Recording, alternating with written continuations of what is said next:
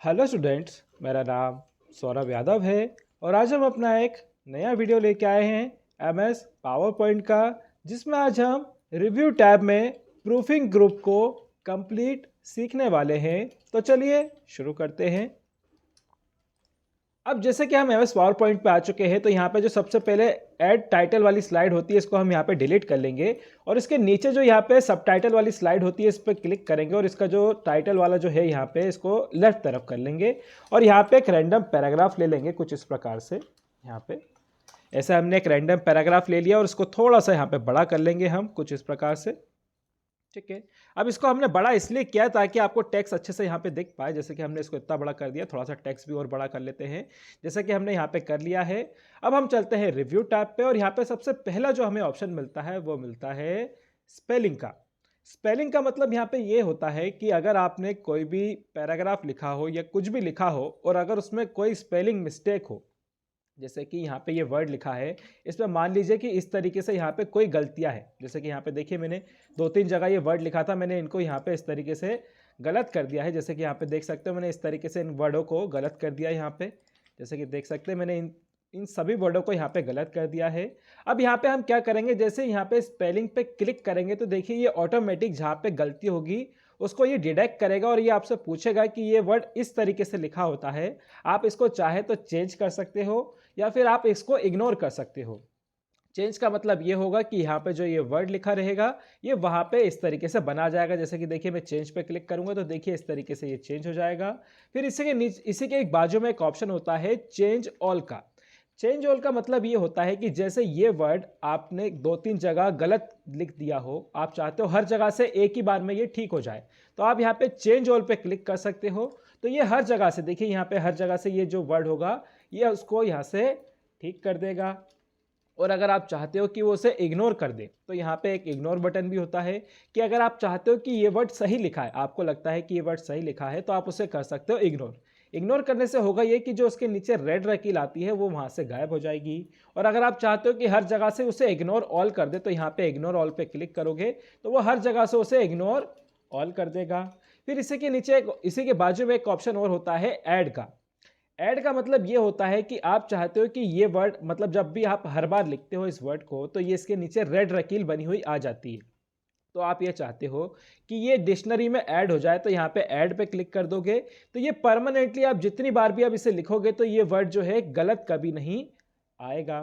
ठीक है स्टूडेंट्स, आपको क्लियर हो गया होगा कि यहाँ पे स्पेलिंग जो यहाँ पे ऑप्शन है ये किस तरीके से काम करता है कि चेंज में आप किसी भी वर्ड को चेंज कर सकते हो, चेंज ऑल से वो हर जगह जहाँ लिखा है उसको चेंज कर सकते हो, और अगर आप उसे इग्नोर करना चाहते हो तो उसे इग्नोर कर सकते हो।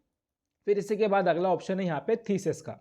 थीसिस का मतलब यहाँ पे ये होता है कि किसी भी वर्ड का अगर आपको मीनिंग निकालना हो तो आप उसे सेलेक्ट कर लीजिए और थीसिस पे क्लिक कर दिए तो देखिए कुछ इस प्रकार से उसके अलग अलग यहाँ पे मीनिंग्स निकल के कुछ इस प्रकार से आ जाते हैं। जैसे कि हमने यहाँ पे इस वर्ड का निकाला, किसी और वर्ड का निकालना हो तो उसे सेलेक्ट कर लीजिए और दोबारा से यहाँ पे थीसिस पे क्लिक कर दीजिए। जैसे कि देखिए यहाँ पे हम इसको कट कर देंगे और यहाँ पे जो भी हमें वर्ड का हो उसको निकालना हो वहाँ पे हम चाहे तो लिख भी सकते हैं या फिर उसे सेलेक्ट करके थीसिस पे दे भी सकते हैं। जैसे कि देखिए हम इसको सेलेक्ट करके दोबारा से थीसिस पे क्लिक करेंगे तो देखिए कुछ इस प्रकार से उसके अलग अलग यहाँ पे मीनिंग्स जो हैं उस वर्ड के निकल के आ जाते हैं।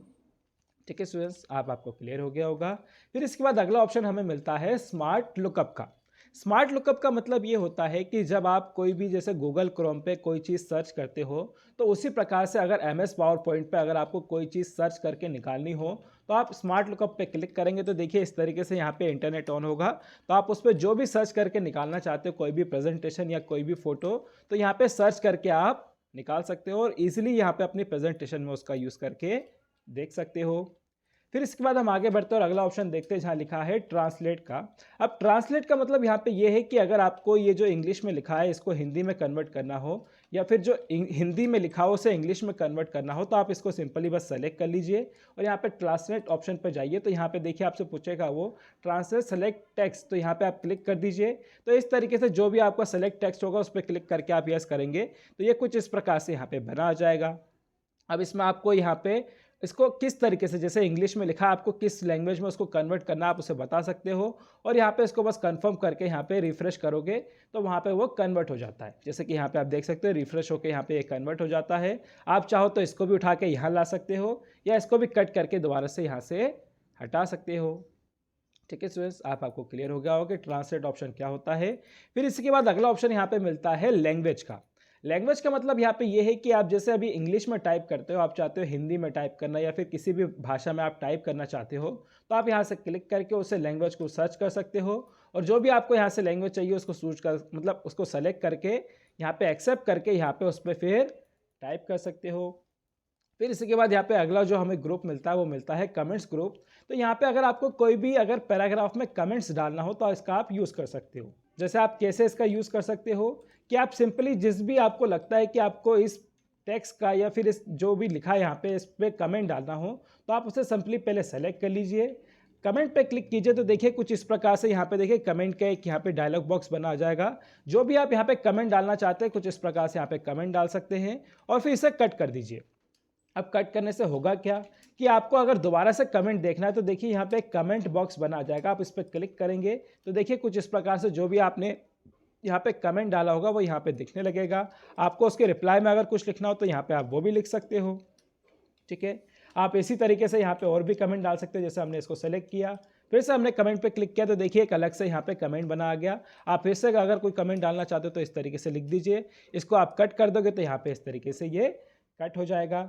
और अगर आपको प्रीव्यू और नेक्स्ट करके देखना हो तो यहाँ पे देखिए एक बटन भी होता है, जैसे कि यहाँ पे लिखा है नेक्स्ट, देखिए यहाँ पे इस तरीके से यहाँ पे कंटिन्यू हो जाएगा। जैसे कि नेक्स्ट पे आ गया, अगर आपको प्रीवियस पे जाना है तो देखिए कंटिन्यू पे क्लिक करेंगे तो ये प्रीवियस पे भी आ जाएगा।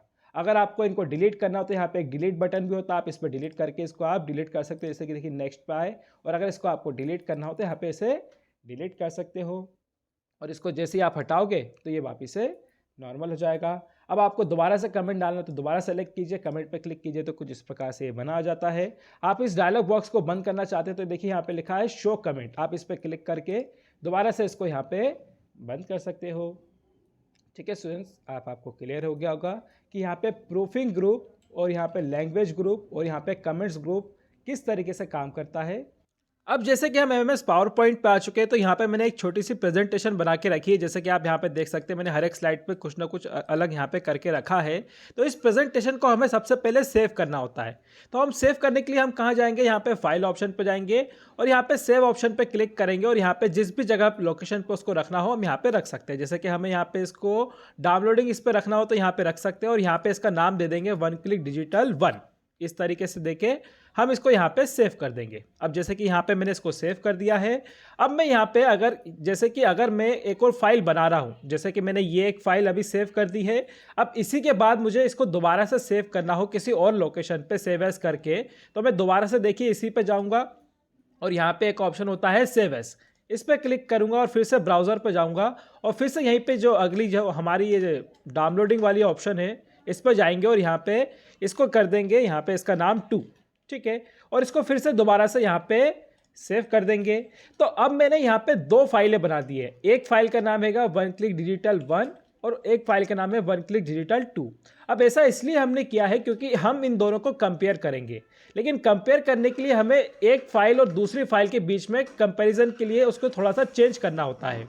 तो मैं यहाँ पे क्या करूँगा, जैसे हमारी ये सेकंड फाइल है तो इसमें क्या है थोड़े से मैं यहाँ पे स्लाइड्स बढ़ा दूंगा। जैसे कि मैं यहाँ पे जाऊँगा स्लाइड्स पे और यहाँ से 2-3 स्लाइड्स और ले लूँगा। जैसे कि मैंने यहाँ पे एक स्लाइड ये ले ली, एक स्लाइड ये ले ली और एक स्लाइड ये ले ली, कुछ इस तरीके से।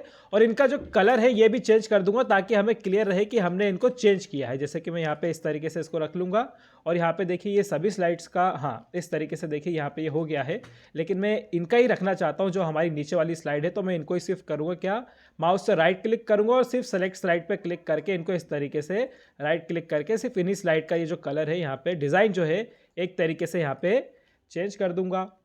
और यहाँ पे अगर मुझे कुछ लिखना हो, जैसे कि अगर मुझे यहाँ पे कुछ लिखना हो या फिर कुछ फ़ोटो लगानी हो तो मैं यहाँ फ़ोटो भी लगा सकता हूँ। जैसे कि यहाँ पे एक मैं यहाँ पे पिक्चर या फिर ऐसे कुछ भी रैंडम सा टाइप कर देता हूँ। और यहाँ पे जैसे एमएस ऑफिस की फ़ोटो मतलब एमएस ऑफिस का यहाँ पे एक फ़ोटो लगाना है तो हम इंसर्ट पे जाएंगे, पिक्चर्स पे जाएंगे और यहाँ से कोई भी एक पिक्चर ले लेंगे। जैसे कि यहाँ पे कुछ इस तरीके से एक पिक्चर ले लेंगे यहाँ पे इस तरीके से और यहाँ पे इंसर्ट करके इसको लगा देंगे।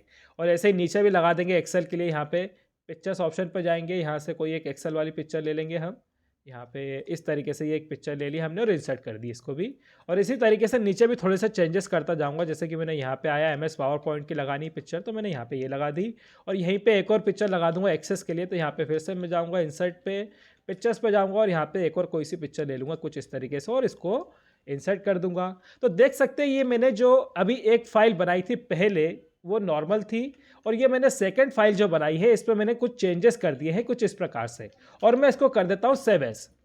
तो अब ये हुआ है कि हमारे पास दो फाइल हो चुकी है, जैसे कि मैं आपको यहाँ पे दिखा भी देता हूँ फाइल ऑप्शन पर जाके कि हमारे पास डाउनलोडिंग फोल्डर में यहाँ पे दो फाइलें हैं, जैसे कि पहली फाइल ये है और दूसरी फाइल ये है। तो अब हम क्या करेंगे कि ये जो फाइल है इसको तो मैंने सेव कर दिया है, तो मैं यहाँ से जो पहली फाइल है मेरी उसको मैं ओपन करूँगा। जैसे मैं ओपन पर जाऊँगा और यहाँ से वन क्लिक डिजिटल जो हमारी पहली फाइल है इसको हमने ले लिया है। तो देखिए ये जो पहली फाइल है ये बिल्कुल नॉर्मल फाइल है। अब मैं क्या करूँगा, जैसे यहाँ पे रिव्यू टैब पे जाऊँगा तो यहाँ पे एक ऑप्शन मिलता है आपको कंपेयर का। आप कंपेयर पे जैसे क्लिक करोगे तो यहाँ पे जो आपने सेकेंड फाइल बनाई है उसको आप क्लिक कर दीजिए और यहाँ पे मर्ज पे क्लिक कर दीजिए। तो क्या होगा कि ये जो फाइलें हैं, जैसे कि हमने यहाँ पे जो उस फाइल में जो हमने सेकंड फाइल बनाई थी उसमें जो भी चेंजेस किए थे, आप चाहते हो कि उसको आप इस फाइल से कंपेयर करना। तो देखिए जैसे कि मैं पहले यहाँ पे स्लाइड पे आ चुका हूँ, तो यहाँ पे मैंने छोटा सा टेक्स्ट लिखा था, तो जैसे ही देखिए मैं इस पर क्लिक करूँगा तो यहाँ पे वो टेक्स्ट लिखा आ रहा है। अब आप चाहते हो कि ये जो टेक्स्ट है यहाँ पे लिखा जाए, तो बस यहाँ पे देखिए आपको क्लिक करना पड़ेगा। तो देखिए कुछ इस प्रकार से यहाँ पे ये टेक्स्ट लिखा आ जाएगा। जैसे कि देखिए हम सेकंड फाइल पे चलते तो यहाँ पे मैंने एक पिक्चर लगाई थी, तो देखिए मैं इस पर क्लिक करूँगा। अगर आपको वो पिक्चर लगानी है तो इस पर क्लिक कर देंगे तो देखिए उस प्रकार से यहाँ पे पिक्चर आ जाएगी।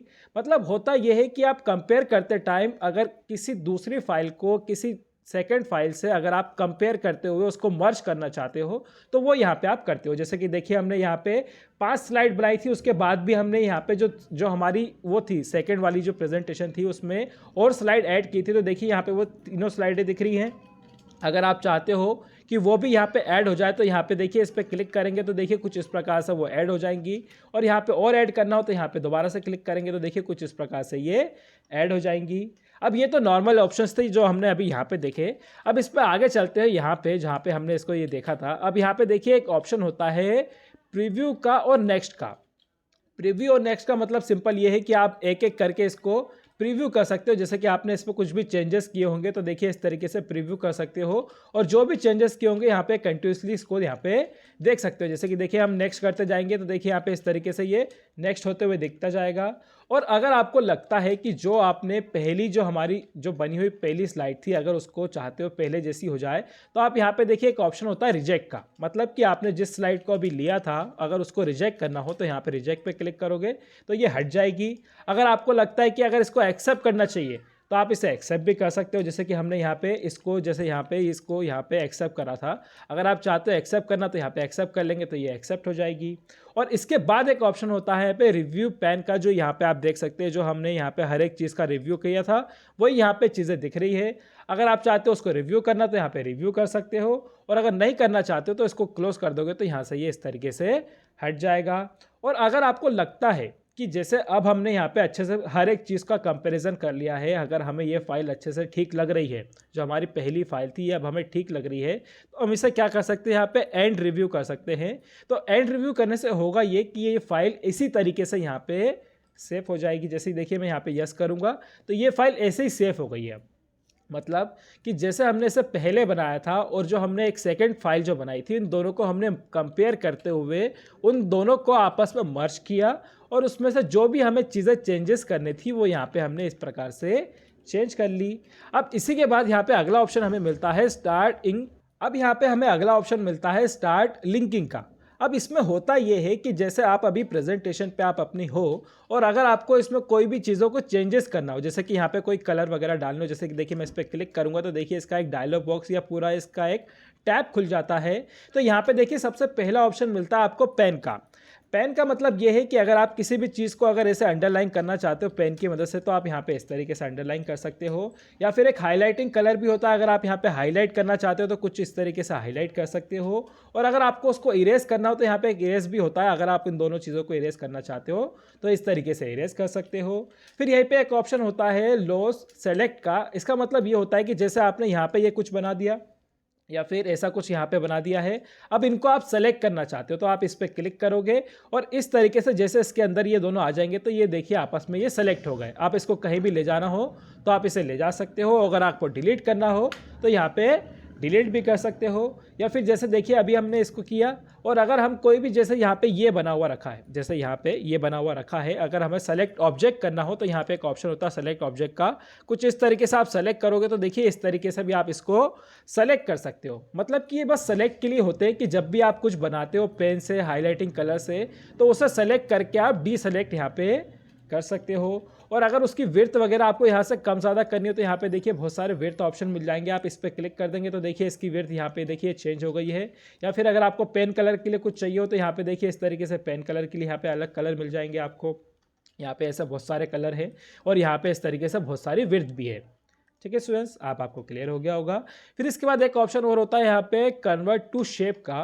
कन्वर्ट टू शेप का मतलब ये होता है कि अगर आप यहाँ पे ट्रायंगल बनाना चाहते हो किसी भी शेप का, तो यहाँ पे इस तरीके से ट्रायंगल ड्रॉ करेंगे तो देखिए इसको ये कन्वर्ट कर देता है शेप पे। जैसे कि अब अभी हम क्लिक करेंगे और दोबारा से अब मैं इसको बनाऊंगा तो देखिए यहाँ पे इसको ये इस तरीके से देखिए यहाँ पे इसने कन्वर्ट कर दिया। जैसे कि देखिए मैं सर्कल बना रहा हूँ, ये परफेक्ट सर्कल नहीं बना तो देखिए इस तरीके से इसने इसको कन्वर्ट कर दिया। जैसे कि देखिए मुझे बॉक्स बनाना है, मैंने बॉक्स टेढ़ा मेढ़ा बना दिया तो देखिए इस तरीके से इसने इसको ठीक कर दिया।